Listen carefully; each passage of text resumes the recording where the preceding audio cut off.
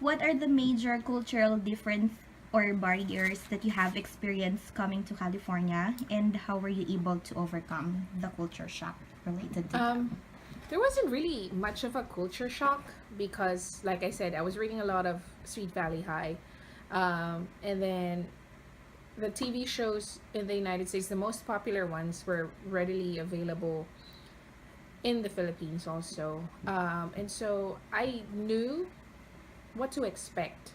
Um, but there were a few differences. Of course, the Philippines is a little bit more conservative um, than the United States. Here, children are expected to move out when they turn 18. Um, Filipino culture does not, even here in the United States, I don't think that is the norm. I mean, the kids, when they turn 18, they're free to move out, but chances are they still live with family until maybe after college, once they're um, done with school and working. Okay, do you have any idea on how your race or country played a role in the making of American history? Um, Not a lot. I have some familiarity, especially here in California. I know that there are a lot of Filipino farmers were part of the movement that created, I think, better um, regulation, better laws for to protect farmers. Um, I didn't study Asian American studies, so like I said, I have very um, limited knowledge.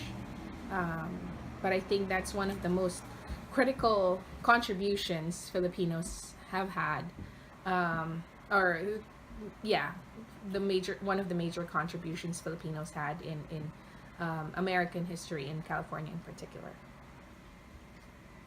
Being surrounded by various cultures, how have you felt connected and or disconnected from someone outside your ethnic group? I never really felt any disconnect. I actually like being surrounded by many different ethnicities.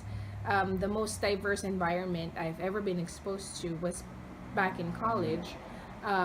So there were a bunch of different cultures and things like that, and different people.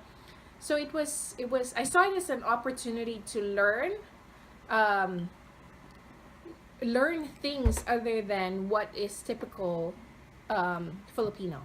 And so I think the university that I went to is a reflection of the greater United States. And I think that's really what makes this country a great nation, is that we are all different, and yet, for the most part, we still manage to um, live together peacefully. I say for the most part because I know some people will not agree, but in general, it's been mostly peaceful, and it's been um, mostly a great thing. There will be instances where, things are not the way they're supposed to be ideally, but then we are all imperfect. We are imperfect people living in an imperfect world. So I hope to see greater diversity, greater tolerance across the United States, but